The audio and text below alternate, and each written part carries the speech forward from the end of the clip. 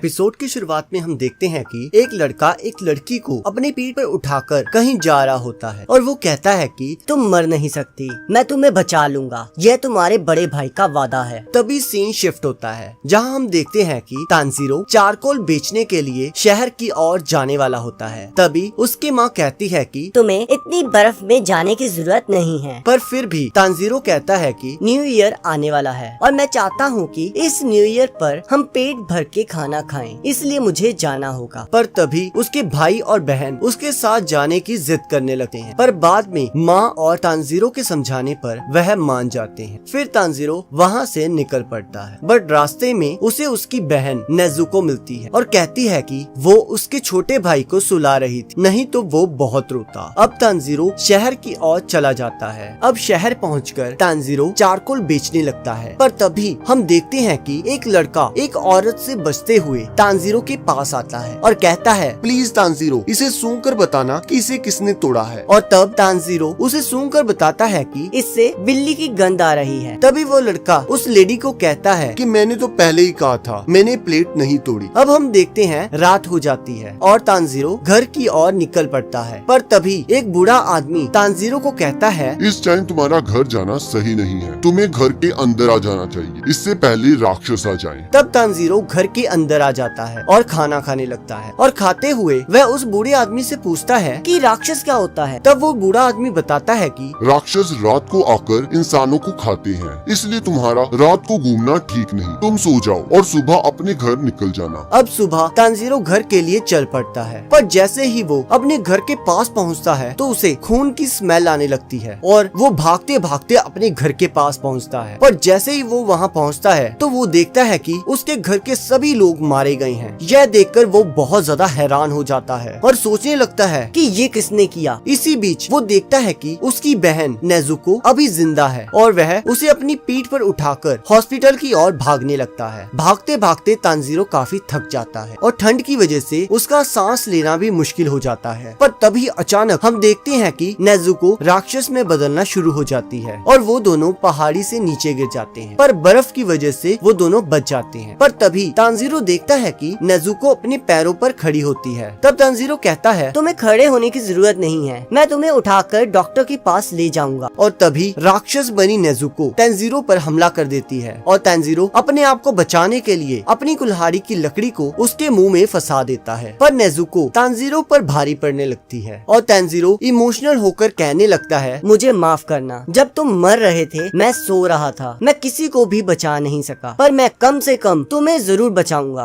हौसला रखना, तुम राक्षस नहीं बन सकती। तभी हम देखते हैं कि नेजुको की आंखों से आंसू आने लग जाते हैं, पर अचानक से एक लड़का तलवार से नेजुको पर हमला कर देता है, पर तानजीरो उसे बचा लेता है। तब वो लड़का तानजीरो से पूछता है कि तुम इस राक्षस को क्यों बचा रहे हो? तब तानजीरो कहता है कि ये मेरी बहन है। अब वो लड़का नेजुको को पकड़ लेता है और कहता है कि मेरा फर्ज है कि मैं हर राक्षस को ढूंढूं और उसे मारूं। पर तब तानजीरो कहता है कि नेजुको ने किसी को नहीं मारा, यहाँ तक कि मुझे मेरे घर से एक अनजान गंध आ रही थी, मुझे लगता है कि उसी ने मेरी फैमिली को मारा है, मुझे नहीं पता नेजुको राक्षस कैसे बनी। तो वो लड़का बताता है कि इसके जख्म राक्षसों के खून के संपर्क में आए होंगे, इसी वजह से ये राक्षस बन गई है और इसी तरह ये राक्षस अपनी जनसंख्या बढ़ाते हैं। पर तब तानजीरो कहता है कि मेरी बहन ने किसी इंसान को नहीं मारा, प्लीज उसे छोड़ दो। तब वो लड़का कहता है कि तुम क्या मजाक कर रहे हो, अगर मैंने इसे छोड़ा तो ये तुम पर हमला कर देगी। पर तब तानजीरो कहता है कि ये मेरी बहन है, इसे पता है कि मैं इसका बड़ा भाई हूँ, ये मेरे पर हमला नहीं करेगी, मैं इसे ठीक करने का रास्ता ढूंढ लूंगा। तब वो लड़का कहता है कि एक बार कोई इंसान राक्षस बन जाए तो वह वापस इंसान नहीं बन सकता। पर तानजीरो कहता है कि प्लीज इसे छोड़ दो, मैं कोई ना कोई रास्ता जरूर ढूंढ लूंगा। और उसके आगे गिड़गिड़ाने लगता है। तब वो लड़का कहता है कि तुम इसे ठीक नहीं कर सकते, अगर मैंने इसे छोड़ा तो तुम भी राक्षस बन जाओगे, क्या तुम यही चाहते हो? और वैसे भी तुम बहुत कमजोर हो। हाँ, शायद राक्षसों के पास तुम्हारी बहन को ठीक करने का कोई रास्ता हो, पर वो ऐसा कभी नहीं करेंगे क्योंकि ताकतवर हमेशा कमजोर को दबाता है। तब वो लड़का नेजुको पर हमला कर देता है, जिसे देखकर तानजीरो उस लड़के पर हमला कर देता है, पर वो लड़का तानजीरो के सिर पर मारकर उसे बेहोश कर देता है। और तभी वह देखता है कि तानजीरो के पास उसकी कुल्हाड़ी नहीं है और तभी तानजीरो की कुल्हाड़ी उसके पास से गुजरकर पेड़ पर लगती है। तब वो लड़का तानजीरो की चालाकी को देखकर काफी इम्प्रेस हो जाता है कि कैसे उसने उसे चकमा देकर उलझाए रखा, पर उसका असली प्लान तो कुछ और था, पर तभी नेजुको उस लड़के पर हमला कर देती है और तानजीरो की तरफ जाने लगती है। पहले तो उस लड़के को लगता है कि नेजुको तानजीरो पर हमला करने वाली है, पर अचानक वो देखता है कि नेजुको तानजीरो को बचाने लगती है। अब एक तरफ नेजुको उस लड़के पर हमला करने वाली होती है और दूसरी तरफ वो लड़का सोचता है कि ऐसा कैसे हो सकता है, ये बहुत ज्यादा घायल है, इस टाइम इसे भूख भी बहुत लग रही होगी, पर फिर भी ये अपने भाई को खाने की जगह उसे बचा रही है। तब वो लड़का सोचता है कि शायद ये बाकियों से अलग है। तो वो नेजुको को बेहोश कर देता है और जब तानजीरो उठता है तो वो देखता है कि नेजुको उसके पास लेटी होती है और वो लड़का कहता है कि तुम उठ गए, जाओ जल्द से जल्द माउंट सागिरी चले जाओ, वहाँ तुम्हें एक बूढ़ा आदमी मिलेगा जिसका नाम साकोंजी उरोकोडाकी होगा। जब वो तुम्हें मिल जाए तो उसे कहना कि तुम्हें गियू टोमियोका ने भेजा है और कहता है कि अभी आसमान में बादल हैं, अभी तुम्हारी बहन बची रहेगी, पर ध्यान रखना इसे कभी भी सूरज की रोशनी में मत जाने देना। और यह कहकर वो चले जाता है और फिर सीन शिफ्ट होता है और हम देखते हैं कि तानजीरो अपने घर वालों को दफनाकर माउंट सागिरी की ओर चल पड़ता है। एपिसोड की शुरुआत में हम देखते हैं कि तानजीरो कुछ बैम्बू स्टिक और एक टूटी हुई बास्केट को नेजुको के पास लेकर आता है और नेजुको को सूरज की रोशनी से बचाने के लिए उस बास्केट को ठीक करने लगता है और बाद में नेजुको को बास्केट के अंदर आने को कहता है। पर नेजुको के राक्षस बन जाने के कारण उसकी हाइट काफी बढ़ गई थी। तब उस समय तानजीरो उसे अपनी हाइट कम करके बास्केट के अंदर एडजस्ट होने को कहता है। अब नेजुको अपनी हाइट को एडजस्ट करके उस बास्केट में आ जाती है और तानजीरो माउंट सागिरी का रास्ता पूछकर वहाँ के लिए निकल पड़ता है। अब चलते चलते रात हो जाती है और जब वो एक टेम्पल के पास पहुँचता है तो उसे खून की गंध आने लगती है और वह जब भागते हुए टेम्पल के अंदर जाता है तो वो देखता है कि एक राक्षस लोगों को खा रहा होता है और वहाँ पर कोई भी जिंदा नहीं होता। और तब वह राक्षस कहता है ये मेरा इलाका है, जो मेरे इलाके में आता है उसे भुगतना पड़ता है। ये सुनकर तानजीरो काफी डर जाता है और वह राक्षस तानजीरो पर हमला कर देता है। और दूसरी ओर खून को देखकर नेजुको के मुंह में पानी आ जाता है क्योंकि वह बहुत भूखी होती है। यहाँ तानजीरो उस राक्षस से मुकाबला करने लगता है, पर जब नेजुको को तानजीरो की चीख सुनाई देती है तो वो जल्द से भागते हुए आती है और एक किक मारकर उस राक्षस का सिर धड़ से अलग कर देती है। तब वो राक्षस कहता है कि तुम राक्षस होकर एक इंसान का साथ कैसे दे सकती हो? और वह राक्षस बिना सिर के ही तानजीरो पर हमला कर देता है, पर नेजुको एक और किक मारकर उसे दूर फेंक देती है, जिसे देखकर तानजीरो काफी हैरान हो जाता है और वह सोचने लगता है कि बिना सिर के ये राक्षस हमला कैसे कर पा रहा है और बोल कैसे सकता है। अब हम देखते हैं कि उस राक्षस के सिर के साइड से हाथ उगाते हैं और वह तानजीरो पर हमला कर देता है। दूसरी ओर उस राक्षस का शरीर नेजुको को पटक पटक के मारने लगता है और इधर तानजीरो उस राक्षस के सिर से लड़ रहा होता है और उस राक्षस के सिर पर अपना सिर मारकर उसे अपने आप से दूर करता है और फिर अपनी कुल्हाड़ी के साथ ही उसे एक पेड़ की ओर फेंक देता है, जिससे उस राक्षस का सिर उस पेड़ के साथ फंस जाता है और तानजीरो अपनी बहन को बचाने के लिए चला जाता है। और जब तानजीरो नेजुको को बचाने के लिए उस राक्षस के शरीर को धक्का देता है तो वो उस राक्षस के साथ ही खाई में गिरने लगता है, पर नेजुको सही टाइम पर आकर तानजीरो को बचा लेती है और वह राक्षस का शरीर नीचे गिरकर मर जाता है, जिससे उस राक्षस का सिर भी बेहोश हो जाता है। अब जब तानजीरो राक्षस के सिर को मारने लगता है तो उसके पीछे से एक आदमी आता है और कहता है ये इससे नहीं मरेगा। और उसके बाद तानजीरो के पूछने पर वो आदमी कहता है तुम खुद सोचो इसे कैसे मारा जा सकता है। और तब तानजीरो एक पत्थर लेकर आता है। अभी वो उस राक्षस को मारने की हिम्मत बटोर ही रहा होता है कि तब वह आदमी सोचता है ये लड़का कितना दयालु है, इसके सामने राक्षस है पर फिर भी ये कोई भी फैसला नहीं ले पा रहा, मुझे नहीं लगता ये इसे मार पाएगा। और तब हम देखते हैं कि सुबह हो जाती है और वह राक्षस सूरज की रोशनी की वजह से जल के मर जाता है। ये देखकर तानजीरो काफी शॉक हो जाता है कि कैसे राक्षस बस थोड़ी सी सनलाइट से जल के मर गया। उसके बाद वह अपनी बहन को ढूंढने लगता है और उसे टेम्पल के अंदर सेफ पाकर रिलैक्स हो जाता है। अब वो सोचने लगता है कि वो आदमी कहाँ गया। अब तानजीरो टेम्पल के बाहर आ जाता है जहाँ वो आदमी बैठकर प्रार्थना कर रहा होता है और वो आदमी बताता है कि उसका नाम सकांजी उरुकोडाकी है और पूछता है कि क्या तुम वही हो जिसे गियू टोमियाका ने भेजा है? तब तानजीरो बताता है हाँ मैं वही हूँ। तब वो आदमी पूछता है कि क्या होगा अगर तुम्हारी बहन किसी इंसान को खा ले? यह सुनकर तानजीरो शॉक हो जाता है। तो वो आदमी तानजीरो के पास आकर उसके एक थप्पड़ मार देता है और कहता है तुम डिसीजन लेने में बहुत स्लो हो, इसलिए तुम उस राक्षस को सुबह होने से पहले नहीं मार सकी। तुम्हें पता है तो मेरे इतने सिंपल सवाल का जवाब क्यों नहीं दे पाए? तो मैं बताता हूँ, क्योंकि तुम्हारा संकल्प बहुत कमजोर है। तुम दो चीजें कर सकते हो अगर तुम्हारी बहन किसी इंसान को खा लेती है। पहला पहला तो तुम उसे मार दो और खुद भी मर जाओ, और दूसरा कि तुम ऐसा कभी होने ही ना दो। क्या तुम्हें समझ आ गया? तो तांजीरो कहता है हाँ। तो वो आदमी कहता है चलो ठीक है, मैं तुम्हारा टेस्ट लूंगा कि तुम डेमन स्लेयर कॉर्प्स के मेंबर बनने के लिए सही हो या नहीं। चलो अपनी बहन को उठाओ और मेरे साथ चलो। अब दोनों भागते भागते उस आदमी के घर पहुंच जाते हैं और तब वह आदमी तांजीरो को कहता है कि तुम्हारे टेस्ट के लिए हमें पहाड़ पर जाना होगा, और मैं वादा करता हूँ जब तक तुम वापस आओगे तब तक मैं तुम्हारी बहन का ध्यान रखूंगा। उसके बाद दोनों पहाड़ की ओर निकल जाते हैं जहाँ बहुत ज्यादा अंधेरा होता है और सांस लेने में भी मुश्किल हो रही होती है। तब वह आदमी तांजीरो को कहता है कि तुम्हें सुबह होने से पहले मेरे घर के पास पहुँचना होगा, वो भी अकेले। ये कहकर वह आदमी धुंध में कहीं गायब हो जाता है। पहले तो तांजीरो को लगता है कि मैं आसानी से उस आदमी की स्मेल से रास्ता पता कर लूंगा और वो पहाड़ से उतरना शुरू कर देता है, पर तभी वह एक ट्रैप में फंस जाता है। तब उसे समझ आता है कि असली टेस्ट ये है, उसे इन सभी ट्रैप्स को पार करके सुबह तक नीचे पहुंच जाना है। और वो बड़ी मुश्किल से सभी ट्रैप्स को पार करते हुए आखिरकार उस आदमी के घर पहुंच जाता है। इस बीच उसे बहुत चोटें आई होती हैं। ये देखकर वह आदमी कहता है आज से तुम मेरे शिष्य हो। तो इसी के साथ सेकंड एपिसोड खत्म हो जाता है। एपिसोड की शुरुआत में हमें डेमन स्लेयर कॉर्प्स के बारे में बताया जाता है, जो कि एक ऑर्गेनाइजेशन है जो पिछले 100 सालों से राक्षसों को मार रही है और यह किसी भी सरकार के साथ लिंक्ड नहीं है। हमें ये तो नहीं बताया गया कि राक्षसों की उत्पत्ति कैसे हुई, हमें बस इतना बताया गया है कि राक्षस अपने जख्मों को मिनटों में ठीक कर लेते हैं और इनका फेवरेट फूड इंसान है। इन्हें बस सनलाइट या फिर स्पेशल टाइप की स्वॉर्ड से मारा जा सकता है जो कि सूरज की रोशनी को एब्जॉर्ब कर लेती है, और डेमन स्लेयर इंसानों को बचाने के लिए इन राक्षसों को मारते हैं। तब वो आदमी तांजीरो को कहता है कि मैं एक ट्रेनर हूँ, मेरा काम डेमन स्लेयर के लिए लोगों को तैयार करना है। मेरे जैसे और भी ट्रेनर हैं, सभी के पढ़ाने का अपना अपना तरीका है, और तुम्हें डेमन स्लेयर कॉर्प्स में ज्वाइन करने के लिए फाइनल सिलेक्शन प्रोसेस से गुजरना होगा, जो कि माउंट फुजिसानी में होगी, जो डिसाइड करेगी कि तुम डेमन स्लेयर बनने के काबिल हो या नहीं। और इसी के साथ तांजीरो की ट्रेनिंग स्टार्ट हो जाती है और यहाँ हम देखते हैं कि तांजीरो दिन ब दिन बेहतर होता जा रहा है। अब वह सभी ट्रैप्स को आसानी से पार कर लेता है और उसकी ट्रेनिंग दिन ब दिन मुश्किल होती जा रही है। एक बार के लिए तो तांजीरो को लग रहा था कि ये आदमी मुझे मारना चाहता है। अब वह तलवार चलाना सीख रहा है। वह रोज तलवार चलाने की प्रैक्टिस करता है जब तक उसके हाथ दुखने नहीं लग जाते। अब ट्रेनिंग के दौरान वह आदमी तांजीरो को कहता है कि अगर तुमने कभी अपनी तलवार को तोड़ा तो मैं तुम्हारी हड्डियां तोड़ दूंगा। उसके बाद तांजीरो अलग अलग फॉर्म सीखता है और वो आदमी कहता है कि मैं तुम्हें वो सारी 10 फॉर्म्स बताऊंगा। हम स्टार्ट करेंगे एक गहरी सांस से, जिससे तुम्हारी बॉडी की नेचुरल हीलिंग पावर बढ़ जाएगी। और तांजीरो बहुत गलतियां करता है। अब अगले सीन में हम देखते हैं कि वह आदमी तांजीरो को झरने से नीचे फेंक देता है।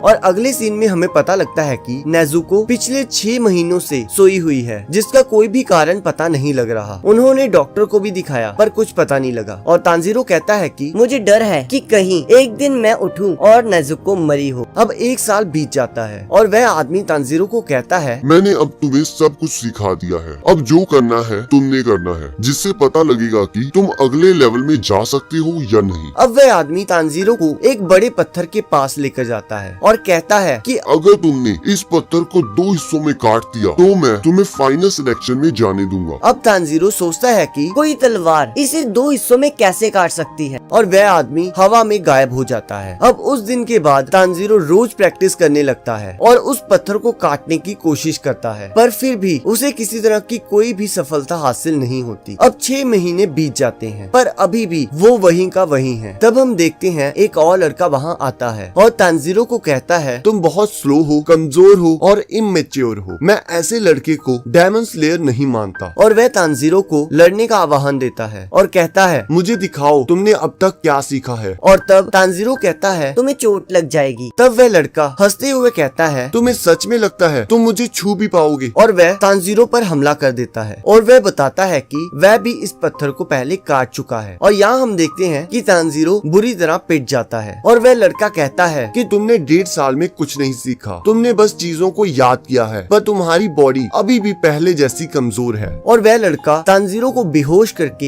एक लड़की के हवाले करके चला जाता है। अब जब तानजीरो रात को होश में आता है तो वह उस लड़की से पूछता है कि क्या तुमने उसे देखा, वो कितना अमेजिंग था, मैं भी उसकी तरह बनना चाहता हूँ। तब वो लड़की कहती है हाँ जरूर, मैं इसलिए तो आई हूँ। और वो अपना नाम मकोमो बताती है और उस लड़के का नाम साबितो। अब मकोमो तानजीरो को उसकी गलतियाँ बताती है और उसे गाइड करती है और हमें यहाँ पता लगता है कि यह दोनों अनाथ थे और उन्हें उसी बूढ़े आदमी ने पाला था। और वो कहती है कि और भी बहुत सारे बच्चे हैं जो तुम्हें देख रहे हैं। अब 6 महीने बीत जाते हैं और तानजीरो साबितो को चैलेंज करता है, पर इस बार तानजीरो की तलवार साबितो को पहले हिट कर जाती है और साबितो का मास्क कट जाता है, जिससे वह स्माइल करने लगता है और वो दोनों धुंध में कहीं गायब हो जाते हैं। और जैसे ही धुंध हटती है तो तानजीरो देखता है कि उस पत्थर के 2 हिस्से हो चुके हैं और इसी के साथ एपिसोड का अंत हो जाता है। एपिसोड की शुरुआत में हम देखते हैं कि तानजीरो मन ही मन कहता है कि मैं इसलिए जीता क्योंकि मैंने ओपनिंग थ्रेट को डिटेक्ट करना सीख लिया है, जो मुझे बताती है कि मुझे कब और कहां हमला करना चाहिए। और जैसे ही मैं उसे देखता हूं, वह अपने आप ही टाइट हो जाती है और मैं उस पर हमला कर देता हूं। तब वहां उरोकोडाकी आ जाता है और यह देखकर वो बहुत ज्यादा हैरान हो जाता है और कहता है कि मेरा कोई प्लान नहीं था तुम्हें फाइनल स्टेज में भेजने का, क्योंकि मैं किसी और बच्चे को मरते हुए नहीं देखना चाहता था। मैं चाहता था कि तुम इसे ना काट पाओ, पर तुमने मुझे बहुत इम्प्रेस किया। मुझे तुम पर गर्व है। यह सुनकर तानजीरो की आंखों से आंसू आ जाते हैं और उरोकोडाकी कहता है कोशिश करना कि तुम फाइनल राउंड से जिंदा वापस आ जाओ। मैं और तुम्हारी बहन तुम्हारा इंतजार करेंगे। अब जब रात को तानजीरो खाना खाकर अपने बाल काट रहा होता है, तब उरोकोडाकी कहता है एक चीज याद रखना, राक्षस जितने ज्यादा इंसानों को खाते हैं उनकी ताकत उतनी बढ़ती जाती है, और कुछ राक्षस तो ऐसे हैं जो कि मैजिकल पावर्स को यूज करते हैं। इसलिए तुम्हारी रक्षा के लिए मैं तुम्हें ये वार्डिंग मास्क देता हूँ, जिस पर प्रोटेक्शन मैजिक किया हुआ है। अब सुबह तानजीरो अपनी बहन से मिलकर जब वहाँ से जाने लगता है, तब वह उरोकोडाकी से विदा लेता है और जाते हुए कहता है साबितो और मकोमो को मेरी तरफ से हेलो कहना। पर ये सुनकर उरोकोडाकी काफी हैरान हो जाता है और सोचता है कि तानजीरो को उन दोनों मरे हुए बच्चों के नाम कैसे पता है। अब शाम तक तानजीरो फाइनल राउंड के लिए पहुंच जाता है, जहां और भी काफी लोग आए होते हैं। तब वहां पर 2 लड़कियां उन्हें बताती हैं कि रात होते ही आपका फाइनल राउंड स्टार्ट हो जाएगा। यहाँ माउंट फूजी कसाने पर बहुत सारे राक्षसों को विस्टीरिया ब्लूम्स की मदद से कैद करके रखा हुआ है, जिसे राक्षस बहुत नापसंद करते हैं और आप सबको 7 दिनों तक इन सब से बच के रहना पड़ेगा। इसी के साथ फाइनल राउंड स्टार्ट हो जाता है और सभी जंगल की ओर चले जाते हैं। तब तानजीरो मन ही मन सोचता है कि मुझे बस रात में इनसे बच के रहना है, क्योंकि सुबह होते ही ये अपने आप ही जल के मर जाएंगे। इतने में तानजीरो को एक राक्षस की गंध आती है और वो उसे ढूंढने लगता है और अचानक से वे राक्षस उस पे हमला कर देता है, पर तानजीरो अपनी फुर्ती दिखाते हुए वहाँ से हट जाता है। और यहाँ हम देखते हैं कि 2 राक्षस आपस में लड़ना शुरू कर देते हैं कि मैं इसे खाऊंगा, मैं इसे खाऊंगा, और ये दोनों तानजीरो पर हमला कर देते हैं। पर तानजीरो अपनी स्पेशल तलवार से उनके सिर धड़ से अलग कर देता है और हम देखते हैं कि वह राक्षस राख बन जाते हैं। अब हमें दिखाया जाता है कि ये तलवार उसे उरोकोडाकी ने दी थी और उन्होंने बताया था कि ये तलवार स्पेशल स्टील से बनी है, जो कि सूरज की रोशनी को अपने अंदर समा लेती है, और यही तलवार राक्षसों को पूरी तरह खत्म कर सकती है, जिसका नाम है निटिरिंग स्वॉर्ड। और राक्षसों का सबसे कमजोर अंग उनका गला होता है। अब तानजीरो को एक लड़के के चीखने की आवाज आती है और जब वो वहाँ पहुँचता है तब वो एक बहुत बड़े राक्षस को देखता है, जिसे देखकर उसके होश उड़ जाते हैं और हम देखते हैं कि उस राक्षस के हाथ में एक लड़के की लाश होती है, जिसे वो पूरा का पूरा निगल जाता है। और जैसे ही वह उस लड़के को खाता है, वो और ज्यादा ताकतवर हो जाता है और ये राक्षस उस लड़के के ऊपर हमला कर देता है। अब तानजीरो उस लड़के को बचाने के लिए उस राक्षस के हाथ काट देता है, पर तब वह राक्षस कहता है कि देखो कौन आया है, एक और जिसके पास फॉक्स मास्क है। ये सुनकर तानजीरो थोड़ा कंफ्यूज हो जाता है। तब वह राक्षस कहता है कि ये कौन सी सदी चल रही है। तब तानजीरो कहता है ताइशो पीरियड। ये सुनकर वह राक्षस बहुत गुस्से में आ जाता है और कहता है मैं इतने समय से यहीं पर कैद हूँ, उरोकोडाकी मैं तुम्हें नहीं छोड़ूंगा। तब तानजीरो कहता है उरोकोडाकी, तो वह राक्षस कहता है हाँ, उसी ने मुझे यहाँ पर कैद किया था और तब से मैं लोगों को खा रहा हूँ, और अब तक मैं कुल 50 लोगों को खा चुका हूँ। उनमें से 13 उरोकोडाकी के शिष्य थे, अब 14वें तुम होगे। अभी तक उरोकोडाकी के शिष्यों में से केवल 2 ही थे जो मेरा सामना कर पाए। उनमें से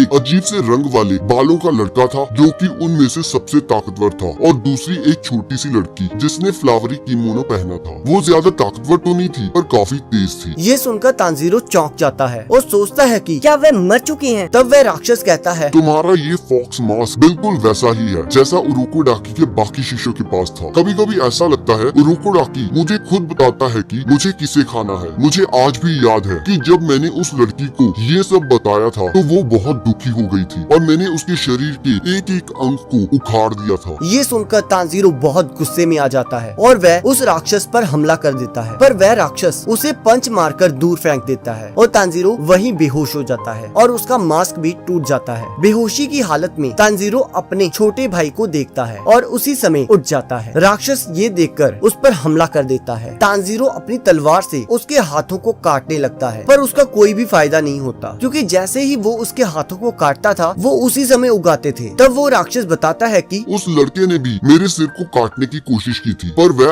असफल रहा और मैंने उसके सिर को कुचल दिया। अब ये सुनकर तांजीरो और गुस्से में आ जाता है और वो उस राक्षस के हाथों को काटते हुए उसके सिर के पास पहुंच जाता है। ये देखकर राक्षस सोचने लगता है कि तुम मेरे गले को नहीं काट पाओगे। जैसे ही तुम फेल होगे मैं उस लड़के की तरह तुम्हारा सिर भी कुचल दूंगा। पर इधर तांजीरो अपनी पूरी पावर से उस राक्षस के सिर को धड़ से अलग कर देता है और इसी के साथ एपिसोड एंड हो जाता है। एपिसोड की शुरुआत में हम देखते हैं कि उस राक्षस का शरीर जलना स्टार्ट कर देता है और उस राक्षस को कुछ याद आ रहा होता है और यहाँ हमें पता लगता है कि इस राक्षस ने अपने बड़े भाई को खा लिया था और जैसे ही उसे ये याद आता है वह सोचता है कि क्या मेरा बड़ा भाई भी था और मैंने उसे खा लिया। ये सोचकर वह बहुत ज्यादा दुखी हो जाता है और तांजीरो को उस राक्षस में से बहुत सैड स्मेल आ रही होती है और वो दुआ करता है कि प्लीज गॉड इसे अगले जन्म में राक्षस मत बनने देना। और इसी के साथ वो राक्षस जल के राख बन जाता है और तब तांजीरो कहता है कि जितने भी लोगों को इस राक्षस ने खाया था अब वो चैन से मर सकते हैं। अब तांजीरो और भी बहुत राक्षसों के साथ लड़ता है और उनसे पूछता है कि कैसे वो अपनी बहन को राक्षस से इंसान में कन्वर्ट कर सकता है, पर उसे कोई भी सफलता हासिल नहीं होती। अब 7 दिन बीत जाते हैं और तांजीरो अपने फाइनल राउंड को पूरा कर लेता है और यहाँ तांजीरो देखता है कि उसमें से केवल वे 4 लोग ही बचे हैं और हम देखते हैं कि वे 2 लड़कियां उन सबको कांग्रेचुलेट करती हैं और उनको अपना अपना एक कासुगाई क्रो देती हैं और यहाँ हमें वो लड़कियां बताती हैं कि ये क्रो कम्युनिकेशन के काम आएंगे। और पता नहीं क्यों एक लड़की को क्रो की जगह स्पैरो मिल जाती है। चलो वो छोड़ो, अब उन्हें अपनी तलवार के लिए और चुनने के लिए कहते हैं जिससे उनकी तलवार को बनाया जाएगा और यहाँ दूसरी तरफ हमें डेमन स्लेयर कॉर्प्स के लीडर को दिखाया जाता है जिसका क्रो उसे बताता है कि केवल 5 लोग ही जिंदा बचे हैं। और यहाँ हम देखते हैं कि तांजीरो काफी थक चुका होता है और वो बड़ी मुश्किल से उरोकोडाकी के घर पहुँचता है और वो देखता है कि नेजुको अपनी नींद से उठ गई है जिसे देखकर तांजीरो काफी खुश हो जाता है। अब तांजीरो को जिंदा देखकर उरोकोडाकी बहुत खुश होता है और उसे अपने गले से लगा लेता है। अब घर के अंदर आकर उरोकोडाकी तांजीरो से कहता है कि अब तुम तैयार हो किसी भी राक्षस से लड़ने के लिए। तुम्हें कुछ ऐसे राक्षस मिलेंगे जो कि ब्लड डायमंड आर्ट यूज करेंगे। मुझे यकीन है कि तुम उनका भी सामना कर लोगे। अब तांजीरो पूछता है कि क्या नेजुको ब्लड डायमंड आर्ट की वजह से बाकी राक्षसों से अलग है? तो उरोकोडाकी कहता है नहीं, मुझे लगता है कि नेजुको को अपनी ताकत सोने से मिलती है जिससे वो बिना किसी इंसान को खाए अपनी ताकत को बढ़ा सकती है। अब हम देखते हैं 15 दिन बीत जाते हैं और तांजीरो के पास एक आदमी आता है जो अपना नाम हगानेजुका बताता है और कहता है मैं तांजीरो की तलवार बनाकर लाया हूँ। और उसे उस तलवार की खूबियाँ बताने लगता है और कहता है कि ये तलवार अपने मालिक के अकॉर्डिंग अपना रंग बदलती है और मुझे लगता है कि इसका रंग लाल होगा। अब तांजीरो जैसे ही अपनी तलवार को निकालता है उस तलवार का रंग काला पड़ जाता है और ये देखकर उरोकोडाकी और हगानेजुका हैरान हो जाते हैं। तब उरोकोडाकी कहता है कि ऐसा काफी कम होता है कि किसी स्वॉर्ड का रंग काला हो। अब हम देखते हैं कि एक क्रो तांजीरो के पास आता है और उसे बताता है कि डेमन स्लेयर कॉर्प्स की तरफ से मैं तुम्हारी पहली असाइनमेंट लाया हूँ। तुम्हें नॉर्थ वेस्ट में एक टाउन में जाना होगा जहाँ पर रोज एक लड़की गायब हो जाती है और तुम्हें इसका पता लगाकर उस राक्षस को मारना होगा। और इसी के साथ एपिसोड खत्म हो जाता है। एपिसोड की शुरुआत में हम देखते हैं कि तांजीरो डेमन स्लेयर कॉर्प्स की यूनिफॉर्म पहन लेता है और उरोकोडाकी उसे उसके न्यू यूनिफॉर्म की खासियत बताता है और वो उसे एक स्पेशल टाइप का बॉक्स देता है जो कि काफी हल्की लकड़ी से बना होता है ताकि नेजुको सुबह के टाइम सेफ रहे। तब तांजीरो नेजुको को साथ लेकर वहाँ से निकल पड़ता है और चलते चलते वो नॉर्थ वेस्ट टाउन पहुँच जाता है जहाँ वो देखता है कि सभी लोग उसी राक्षस के बारे में बात कर रहे होते हैं क्योंकि आखिरी रात एक लड़का जिसका नाम काजुमी है उसकी फियांसे गायब हो जाती है। तब तांजीरो उस लड़के के पास जाता है और सारी बात पूछने लगता है। अब काजुमी तांजीरो को उस जगह पर लेकर जाता है जहाँ से उसकी मंगेतर गायब हुई थी और तांजीरो उस जगह की गंध लेने लगता है जिससे उसे उस राक्षस की गंध मिल जाती है। अब तांजीरो पूरे शहर में उस राक्षस को ढूंढने लगता है और तांजीरो उस लड़के को बताता है कि मैं उसी राक्षस को मारने आया हूँ। और हम देखते हैं ढूंढते ढूंढते अब रात हो जाती है और दूसरा लड़का तांजीरो को कहता है कि तुम्हें आराम कर लेना चाहिए, हम कल सुबह उसे ढूंढ लेंगे। तब तांजीरो कहता है राक्षस रात को निकलते हैं, सुबह को कोई फायदा नहीं होगा, तो हमें रात को ही उसे ढूंढना पड़ेगा। यहाँ दूसरी तरफ हम एक लड़की को देखते हैं जो कि सोने के लिए जा रही होती है और उसके पीछे हमें एक परछाई देखने को मिलती है और जैसे ही उसकी आंख लगती है नीचे से दो हाथ आते हैं और उसे जमीन के अंदर ले जाते हैं और इस तरफ तांजीरो को उस राक्षस का एहसास होता है और वो उसे ढूंढने के लिए निकल जाता है। अब भागते भागते वो एक घर के पास पहुंचता है। तब काजुमी को पता लग जाता है कि तांजीरो डेमन स्लेयर का मेंबर है और यहाँ तांजीरो को एक लड़की और राक्षस की महक आती है और वह उनको ढूंढने लगता है और तभी तांजीरो को वह महक काफी तेज आने लगती है और जैसे ही वो जमीन पर अपनी तलवार मारता है तो उसे एक लड़की दिखाई देती है और वह उसे जमीन के अंदर से बाहर खींच लेता है और हम देखते हैं कि वो राक्षस जमीन से बाहर आ जाता है और तांजीरो को पता लगता है कि इस राक्षस के पास स्पेशल पावर्स हैं और तब तांजीरो उस लड़की को काजुमी के हाथों में सौंप देता है और कहता है इसका ख्याल रखना, मैं तुम्हारी रक्षा करूंगा। तभी हम देखते हैं कि वह राक्षस तांजीरो पर हमला कर देता है। तब तांजीरो को पता लगता है कि ये एक नहीं तीन है, मतलब एक ही राक्षस के तीन रूप। और यहाँ दूसरी ओर हमें दिखाया जाता है कि उरोकोदाकी तांजीरो को बताते हैं कि केवल एक ही राक्षस है जिसको शायद पता हो कि तुम्हारी बहन को दोबारा इंसान कैसे बनाया जा सकता है और वो सबसे पहला राक्षस है जो कि हजारों सालों से इस धरती पर घूम रहा है, जिसका नाम है मुजान किबुत्सुजी। और हम देखते हैं कि तांजीरो उस राक्षसों पर हमला कर देता है पर वो उसके गले को मिस कर जाता है और तांजीरो केवल राक्षसों के हाथ ही काट पाता है जो कि कुछ ही सेकंड्स में वापस उग आते हैं। तब वह राक्षस उस लड़की और लड़के पर हमला कर देते हैं और तांजीरो उनको बचाने लगता है। तब उनमें से एक राक्षस कहता है कि मुझे ये 16 साल की लड़की दे दो क्योंकि इसका मांस बहुत स्वादिष्ट होगा। तो दूसरा राक्षस कहता है मैंने तो इस शहर की बहुत सारी 16 साल की लड़कियों को खाया है और वो बहुत स्वादिष्ट थी। तब उनमें से एक राक्षस काजुमी को उसकी मंगेतर के हेयर पिन दिखाता है और बताता है कि मैं उसे खा चुका हूँ। और वो सारे राक्षस तांजीरो पर हमला कर देते हैं जिसकी वजह से तांजीरो एक जगह फोकस नहीं कर पाता। पर तभी नेजुको उस बक्से से बाहर आ जाती है और एक राक्षस के कान के नीचे बजाती है। तब राक्षस कहता है कि एक राक्षस और तलवारबाज इकट्ठे काम कैसे कर सकते हैं। और तब हमें दिखाया जाता है कि उरोकोडाकी तांजीरो को बताता है कि मैंने नेजुको को कहा है कि सारे राक्षस तुम्हारे दुश्मन हैं और अगर कोई राक्षस किसी इंसान पर हमला करे तो तुम्हें उसको खत्म करना होगा क्योंकि सभी इंसान तुम्हारी फैमिली हैं। और इसी के साथ एपिसोड खत्म हो जाता है। एपिसोड की शुरुआत में हम देखते हैं कि नेजुको उस राक्षस पर हमला कर देती है और तब तांजीरो नेजुको को अपने पास बुलाता है और जैसे ही नेजुको तांजीरो के पास आने लगती है तो एक राक्षस उस पर हमला कर देता है पर नेजुको अपनी फुर्ती दिखाते हुए उस राक्षस को डॉज करके तांजीरो के पास आ जाती है। इसे देखकर तांजीरो को समझ आ जाता है कि नेजुको को उसकी प्रोटेक्शन की जरूरत नहीं है और वो अपनी सुरक्षा खुद कर सकती है। तब तांजीरो नेजुको को कहता है कि मैं अंडरग्राउंड जा रहा हूँ, इस लड़की और लड़की का ख्याल रखना। और ये कहकर वो जमीन के अंदर चले जाता है। अंदर जाकर तांजीरो देखता है कि उन राक्षसों ने जितने भी लोगों को खाया था उनके कपड़े वहाँ पर तैर रहे होते हैं। ये देखकर तांजीरो को बहुत गुस्सा आ रहा होता है। तब उस समय हम देखते हैं कि वो राक्षस आपस में बात कर रहे होते हैं कि यहाँ हवा बहुत कम है, जल्द ही इसका दम घुटने लग जाएगा और यहाँ अंधेरा भी बहुत है, इसे कुछ भी दिखाई नहीं देगा, हम इजीली इस पर हमला कर सकते हैं। अब यहाँ बहुत अंधेरा होता है जिसकी वजह से तांजीरो अपनी ट्रेनिंग को याद करने लगता है और जैसे ही उसे मौका मिलता है वो अपनी तलवार से उन राक्षसों के टुकड़े टुकड़े कर देता है। और यहाँ दूसरी तरफ हम देखते हैं कि एक राक्षस नेजुको के साथ लड़ रहा होता है और नेजुको उसे बुरी तरह पीट रही होती है। पर तभी हम देखते हैं कि वो राक्षस नेजुको के सिर पर जख्म कर देता है और जैसे ही वो दूसरा हमला करने लगता है तांजीरो धरती से बाहर आकर उस राक्षस के हाथ काट देता है और कहता है मेरी बहन से दूर रहो। और तब तांजीरो उस राक्षस से पूछता है कि तुम्हें मुजान के बारे में क्या पता है। ये सुनकर वो राक्षस बहुत ज्यादा डर जाता है और कहता है मैं तुम्हें उसके बारे में कुछ नहीं बता सकता। और यहाँ तांजीरो को उसका डर महसूस हो रहा होता है और तब हम देखते हैं कि वो राक्षस अचानक से तांजीरो पर हमला कर देता है और तांजीरो अपनी तलवार से उस राक्षस का गला काट देता है जिससे उसकी वहीं पर मौत हो जाती है। और यहाँ तांजीरो देखता है कि नेजुको सोई हुई है और उसके घाव भी ठीक होने लग गए हैं। और तब तानजीरो उस लड़के को उसकी मंगेतर के हेयर पिन देते हुए कहता है कि तुम्हें उसे भूलना होगा। और तब वो लड़का गुस्से में आकर कहता है कि क्या तुम्हें सच में लगता है कि इतना आसान है किसी को भी भूलना? तुम्हारे लिए बोलना बहुत इजी है। अगर तुमने अपना कोई खोया होता तब तुम्हें समझ आता। अब ये सुनकर तानजीरो चुपचाप स्माइल करके चल पड़ता है। तब उस लड़के को रियलाइज होता है कि उसने जो भी कहा गलत था और वो तानजीरो को सॉरी कहता है। और तानजीरो जाते हुए उस लड़के को कहता है कि तुम अपना ख्याल रखना और इस लड़की को सेफली उसके घर पहुंचा देना। और तानजीरो वहाँ से निकल पड़ता है। पर तभी एक क्रो तानजीरो के पास आता है और उसे उसकी अगली असाइनमेंट के लिए टोक्यो जाने के लिए कहता है। अब ये सुनकर तानजीरो वहाँ के लिए निकल पड़ता है। अब जब तानजीरो टोक्यो पहुँचता है तो वो यहाँ की चकाचौंध देखकर बहुत हैरान हो जाता है, क्योंकि उसके लिए ये बहुत नया था और ऊपर से उसे बहुत भूख लग रही होती है। और वो खाना खाने के लिए एक शॉप पर जाता है। पर जैसे ही वो खाना खाने लगता है उसे एक जानी पहचानी महक आती है जो कि उसे उसके घर से भी आई थी और वो उसका पीछा करने लगता है। और यहाँ हमें पता लगता है कि वो महक और किसी की नहीं मुजान की होती है। अब जैसे ही तानजीरो उसके पास पहुँचता है तो वो देखता है कि मुजान के हाथ में एक बच्ची होती है और ऊपर से वो उसको डैडी कह रही होती है और उसके साथ उस बच्चे की माँ भी होती है। ये देखकर तानजीरो बहुत शॉक हो जाता है और वो सोचने लगता है कि एक राक्षस के साथ ये इंसान क्या कर रहे हैं। तब हम देखते हैं कि मुजान अपने नाखूनों से एक इंसान के गले पर जख्म कर देता है, जिससे वो इंसान उसी समय राक्षस बन जाता है और अपनी वाइफ को काट लेता है। और गाइस इसी के साथ एपिसोड खत्म हो जाता है। एपिसोड की शुरुआत में हम देखते हैं कि जब वो राक्षस अपनी वाइफ पर हमला कर देता है तो तानजीरो उसे बचाने के लिए उस राक्षस पर झपट पड़ता है और एक कपड़ा उसके मुंह में भर देता है। और इस चीज का फायदा उठाकर मुजान वहाँ से निकल जाता है और तानजीरो कहता है तुम चाहे कहीं भी भाग जाओ पर मैं तुम्हें ढूंढ लूंगा। मैं तुम्हारा हेल तक पीछा करूंगा और मेरी तलवार वो आखिरी चीज होगी जो तुम्हें याद रहेगी। तब तानजीरो को रोकने के लिए पुलिस आ जाती है और उसे राक्षस से दूर करने लगती है। तब तानजीरो कहता है कि अकेला मैं ही हूँ जो इस राक्षस को रोक सकता है। पर तभी हम देखते हैं कि सारी जगह फूलों से भर जाती है। तब तानजीरो सोचता है कि कुछ गड़बड़ है, मुझे बहुत स्ट्रॉन्ग स्मेल आ रही है। और तब हम देखते हैं एक राक्षसी को जो कि तानजीरो को कहती है कि मैं तुम्हारी मदद करना चाहती हूँ। पर तानजीरो कहता है तुम तो एक राक्षसी हो। और तब वो राक्षसी कहती है कि हाँ पर मैं एक डॉक्टर भी हूँ और मैं भी मुजान को खत्म करना चाहती हूँ। और दूसरी तरफ हम देखते हैं कि मुजान अपनी बीवी और बच्ची को एक टैक्सी में बिठाकर घर भेज देता है और उन्हें कहता है कि मुझे थोड़ा काम है। और वो एक गली में चली जाता है जहाँ पर वह कुछ शराबियों को मारता है और दो राक्षसों को कहता है कि मुझे उस डेमन स्लेयर का सिर चाहिए जिसने हानाफूडा इयररिंग्स पहने हैं। अब तानजीरो अपनी बहन के पास आ जाता है और जैसे ही तानजीरो अपना खाना खाकर वापस आने लगता है तो वो देखता है कि उस राक्षसी का एक साथी उसके पास आता है और वो उनको उसके साथ चलने को कहता है। और तब वो पता नहीं क्यों नेजुको को बदसूरत कहता है, जिससे तानजीरो को बहुत गुस्सा आ जाता है और वो उस लड़के के साथ लड़ते हुए उसके साथ चले जाता है। तब हम देखते हैं कि वो चलते चलते एक दीवार के पास पहुंचते हैं। पहले तो तानजीरो को कुछ समझ नहीं आ रहा होता, पर जैसे ही वो लड़का उस दीवार को हाथ लगाता है वो उस दीवार के आर पार चले जाता है, जिसके बाद तानजीरो और नेजुको उस दीवार के अंदर चले जाते हैं जहाँ उन्हें एक घर दिखाई देता है। और जब वो उस घर के अंदर जाते हैं तो हमें वहाँ वही राक्षसी देखने को मिलती है और वो अपना नाम तमायो बताती है और उस लड़के का नाम युशिरो। अब तमायो बताती है कि उसने मुजान का श्राप उतार दिया है और उसने अपनी बॉडी में काफी चेंजेस किए हैं। तब तानजीरो पूछता है कैसा श्राप और कैसी चेंजेस? तब तमायो बताती है कि उसने ही युशिरो को राक्षस बनाया है और वो इंसानों को मारकर खून नहीं पीते बल्कि खून को खरीद कर पीते हैं और ऊपर से उनको बहुत कम खून की जरूरत होती है। और वो बताती है कि मुझे 200 साल लगे किसी भी इंसान को राक्षस बनाने में, पर फिर भी मैं केवल युशिरो को ही राक्षस बना सकी। तब तानजीरो तमायो से पूछता है क्या कोई ऐसा तरीका है जिससे एक राक्षस को दोबारा से इंसान बनाया जा सके? तब तमायो कहती है इसका कोई न कोई तरीका तो जरूर होगा और मैं तुमसे वादा करती हूँ कि मैं इसका कोई न कोई तरीका जरूर ढूंढ लूंगी, पर तुम्हें मेरा एक काम करना होगा। इस दवाई को बनाने के लिए मुझे मुजान के क्लोज वन के खून की जरूरत होगी। तब तानजीरो कहता है कि इससे न केवल नेजुको बल्कि और भी लोगों को शैतान से इंसान बनाया जा सकता है। और तब हम देखते हैं कि दो राक्षस उनके घर पर हमला कर देते हैं और इसी के साथ एपिसोड खत्म हो जाता है। एपिसोड की शुरुआत में हम देखते हैं कि मुजान के भेजे हुए राक्षस तमायो के घर पर हमला कर देते हैं। तब उनमें से एक राक्षस दूसरे को बताता है कि यहाँ पर बहुत सारे राक्षस हैं और उनके साथ एक डेमन स्लेयर है। तब दूसरा राक्षस राक्षस अपनी बॉल से तमायो के घर पर हमला कर देता है और हम देखते हैं कि उसकी बॉल तमायो के घर को तहस नहस कर रही होती है और ऊपर से एक बॉल युशिरो का सिर उड़ा देती है। तब तांजीरो नेजुको को कहता है कि उस घायल लेडी को सेफ जगह ले जाओ। तब तमायो कहती है कि नीचे एक बेसमेंट है, उसे वहाँ ले जाओ। तब वो राक्षसी तांजीरो को कहती है कि तुम वही हो ना जिसने हाना फूडा इयररिंग्स पहने हैं। ये सुनकर तांजीरो शॉक हो जाता है और तमायो को कहता है कि ये मेरे पीछे आए हैं, तुम कहीं छुप जाओ। और तब तमायो कहती है तुम लड़ाई पर ध्यान दो, तुम भूल रहे हो कि हम भी राक्षस हैं, हमें तुम्हारी प्रोटेक्शन की जरूरत नहीं है। और यहाँ वो राक्षस तांजीरो पर हमला कर देती है और उसकी बॉल तांजीरो की ओर बढ़ रही होती है, पर तांजीरो अपनी तलवार को उसके आर पार कर देता है, पर फिर भी वो बॉल रुकने का नाम नहीं लेती और तांजीरो सोचता है कि ये बॉल कैसे इधर उधर घूम रही है। तब हम देखते हैं कि युशिरो का सिर उगना स्टार्ट हो जाता है और वो कहता है कि मैंने तो पहले ही कहा था हमें डेमन स्लेयर का साथ नहीं देना चाहिए। हम जितने ज्यादा होंगे हमें उजान उतनी जल्दी ढूंढ लेगा। और तब वो राक्षसी कहती है कि तुम 12 किजुकी में से एक के हाथों से मरने वाले हो। तब तमायो बताती है कि ये शायद डायरेक्टली मुजान से रिलेटेड हो। और हम देखते हैं कि वो राक्षसी अपने 4 और हाथ निकाल लेती है और वो कहती है चलो अब खेलना स्टार्ट करते हैं जब तक तुम मर नहीं जाते। तब तमायो सोचती है कि अगर मैंने अपनी पावर्स को यूज किया तो इससे तांजीरो को खतरा हो सकता है। और दूसरी तरफ तांजीरो उन बॉल्स को डॉज कर रहा होता है और जैसे ही तांजीरो उन बॉल्स को काटता था तो वो कटी हुई बॉल्स फिर भी उस पर हमला करती रहती थी। और तब तांजीरो सोचता है कि मुझे 2 राक्षसों की स्मेल आ रही है और मुझे ये भी पता है कि वो कहाँ है, पर फिर भी ऐसे तो मैं उनके पास कभी नहीं पहुँच पाऊंगा। तब युशिरो तांजीरो को कहता है कि तुम्हें एरोस पर ध्यान देना चाहिए, वह तुम्हें बताएंगी कि बॉल्स किस साइड जाने वाली हैं। पर तब तांजीरो कहता है कौन सी एरोस? तब युशिरो कहता है कि क्या तुम्हें एरोस नहीं दिख रही? तब तांजीरो कहता है नहीं। और तब युशिरो तांजीरो को अपनी आंखों की शक्ति दे देता है और तांजीरो को वो एरोस दिखने लग जाते हैं। और तब तांजीरो नेजुको को कहता है चलो बाहर चलते हैं और तुम उस राक्षस का ध्यान रखना जो कि पेड़ के पीछे बैठा है। तब हम देखते हैं कि तांजीरो बॉल से बचते हुए भाग रहा होता है और कहता है नेजुको जल्दी करो। दूसरी तरफ हम देखते हैं कि नेजुको दूसरे राक्षस पर हमला कर देती है जिससे एरोस गायब हो जाते हैं और तांजीरो उस राक्षसी के हाथ काट देता है और तमायो से पूछता है कि क्या ये मुजान से रिलेटेड है? तो वो कहती है हो सकता है। तो वो कहता है हमें पहला ब्लड सैंपल मिल गया। तब राक्षसी कहती है कि अगर तुम में दम है तो मुझसे खून लेकर दिखाओ। और हम देखते हैं कि वो राक्षसी के हाथ दोबारा उग जाते हैं और दूसरी तरफ हम देखते हैं कि दूसरा राक्षस नेजुको को तांजीरो के ऊपर फेंक देता है और तब नेजुको और तांजीरो दोनों 2 हिस्सों में बट जाते हैं और तांजीरो एरो वाले राक्षस के साथ लड़ने लगता है। तब तांजीरो अपनी ओपनिंग थ्रेड से उस पर हमला करने लगता है, पर तभी हम देखते हैं कि वो राक्षस ओपनिंग थ्रेड को काट देता है और उस राक्षस के एरोस तांजीरो को इधर उधर फेंकने लगते हैं। दूसरी ओर नेजुको उस राक्षसी से लड़ रही होती है और यहाँ हम देखते हैं कि युशिरो गायब होकर उस राक्षसी पर हमला कर देता है, पर तब नेजुको जैसे ही उसकी बॉल को किक करने लगती है तो उसका पैर कट जाता है और वो राक्षसी नेजुको को किक मारकर दूर फेंक देती है। तब तमायो देखती है कि नेजुको को काफी खून निकल रहा होता है और तब वो उसे एक दवाई देती है ताकि उसका जख्म जल्दी भर सके। दूसरी ओर हम देखते हैं कि तांजीरो उस राक्षस के साथ लड़ रहा होता है और सोच रहा होता है कि इसे मारने के लिए मुझे पूरी एक्यूरेसी चाहिए होगी, पर इसके एरोस मुझे इसके पास पहुंचने ही नहीं दे रहे और ना ही मेरी तलवार इनको काट सकती है। और तभी एक एरो तांजीरो की बाजू पकड़ लेता है, पर तांजीरो बैक फ्लिप मारकर उसकी पकड़ से निकल जाता है। तब वो राक्षस कहता है तुम बहुत चालाक हो, इस बार तो तुमने एरोस की सेम डायरेक्शन में घूमकर अपने आप को बचा लिया, पर अब नहीं बचा पाओगे। और हम देखते हैं कि वो राक्षस बहुत सारे एरोस से तांजीरो पर हमला कर देता है और तांजीरो सोचता है कि मुझे इनकी डायरेक्शन चेंज करके हमला करना होगा। तब तांजीरो अपनी टेक्निक से उन एरोस की डायरेक्शन को चेंज करके उस राक्षस पर हमला कर देता है और इसी के साथ एपिसोड खत्म हो जाता है। एपिसोड की शुरुआत में हम देखते हैं कि तांजीरो उस राक्षस का सिर धड़ से अलग कर देता है। तब वो राक्षस कहता है मैं तुम्हें नहीं छोड़ूंगा, मैं अपने साथ साथ तुम्हें भी ले डूबूंगा। और वो तांजीरो पर अपने एरोस से हमला कर देता है। तब तांजीरो कहता है कि इसका वार पहले से काफी ताकतवर है, मुझे अपनी पूरी ताकत से लड़ना होगा, नहीं तो मैं इसके हाथों कुचला जाऊंगा। और वो एरोस तांजीरो को इधर उधर फेंकने लगते हैं और तांजीरो अपने आप को बचाने के लिए मल्टीपल टेक्निक्स यूज करता है। अब जैसे ही वह राक्षस जलकर राख हो जाता है वैसे ही उसके एरोस गायब हो जाते हैं और तांजीरो जमीन पर गिर जाता है। और यहाँ हम देखते हैं कि तांजीरो की बहुत सी हड्डियां टूट जाती हैं, यहाँ तक कि उसके लिए उसकी स्वॉर्ड उठाना भी बहुत मुश्किल हो गया था। और वो कहता है अब बस